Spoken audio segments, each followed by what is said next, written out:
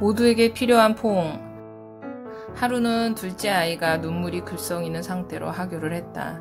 자초지정을 들어보니 예전에 갈등이 있던 어떤 선생님과 다른 갈등이 생겨 외국인 담당 선생님과 상담을 하느라 늦게 나온 것이다. 밥을 먹으면서도 아이는 눈물을 눈에 가득 담고 울음을 삼키는 듯 보였다. 그 선생님이 너무 싫어. 근데 내가 상담한 선생님은 우리가 크리스천이니까 이해하고 미워하면 안 된대. 그렇게 말하고는 울음을 터뜨리는 아이를 안아주며 잠시 생각에 잠겼다. 우리가 크리스천이니까 싫어하는 사람도 이해하고 사랑해야 된다는 상담 선생님의 조언에 동의하지만 감정적으로 상해 있는 아이에게 어떻게 설명해줘야 되는지 고민이 되었다. 그래서 별말 없이 힘들겠구나 라고 토닥이고 그 시간은 넘어갔다. 그 다음 날에도 전날의 화가 생각났는지 문득문득 그 선생님 싫어 라고 얼굴을 찡그리는 아이에게 이렇게 말했다. 기본적으로 어딜 가든 나랑 안 맞는 사람들은 있는 건 인정하자. 그리고 내 요청대로 그들이 나에게 맞춰주는 경우도 많지는 않아. 그런데 그들을 미워하느라 내 시간을 쓰면 나만 지옥같이 힘들 거야.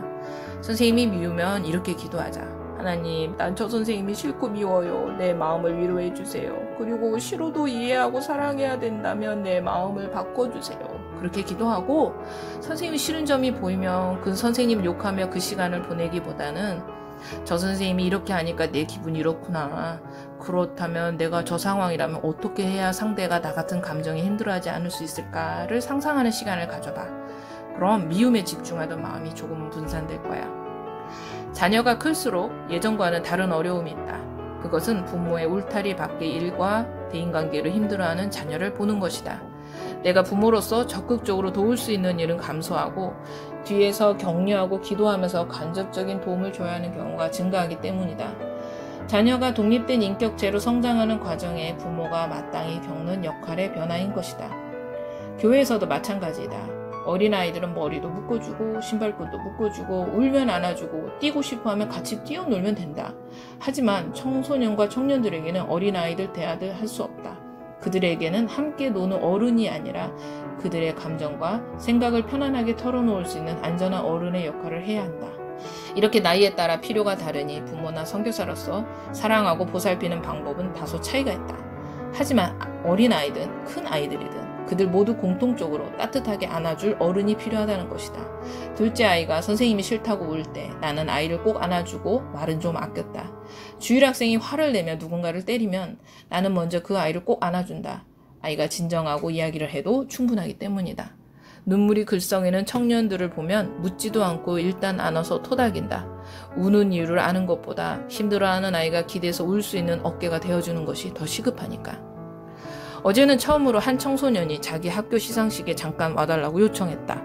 좀 의아했지만 우등상 타는데 가서 사진이라도 찍어주어야겠다 싶어서 그 학생의 학교를 방문했다. 들어가는 입구부터 교회 주일학생을 만나 반가움에 안아주고 들어가는 길에 만난 교회 청소년들도 만나 반가운 마음에 안아주었다. 그리고 나를 초대한 청소년 교실 앞에 도착했다. 반가워서 그 아이를 안았는데 그 아이가 엉엉 울었다. 정말 와줄 줄 몰랐다며 한참을 울었다. 주 품에 품으소서 라는 찬양을 보면 거친 파도가 날 향해 와도 라는 가사가 있다.